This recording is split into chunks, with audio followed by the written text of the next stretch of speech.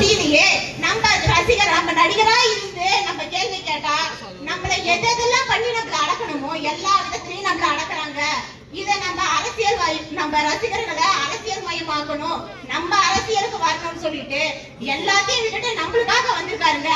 இப்ப வரையும் அவர் என்னென்ன பிரச்சனை அனுபவிச்சிருக்கிறாருன்னு தெரியும். எல்லாரும் அதை கிண்டலும் கேள்வியுமா தான் பேசுவாங்க. ஆனா அவங்கவுங்க மனசாட்சிக்கு தெரியும், நம்ம பிள்ளைங்க, நம்ம குடும்பம், நம்ம பொண்டாட்டி தனியா வெளியே போக முடியுமா? அன்டைம்ல பார்த்தா நம்ம வயிற்றுல புளிய கரைச்சி வச்சிட்டு இருக்க மாதிரி தான் இருக்குமே. போனவங்க யாரா கூட துணைக்கு அனுப்பணும், இல்லைன்னா நம்ம எப்ப வருவாங்க 1000 போன் பண்ணுவோம்.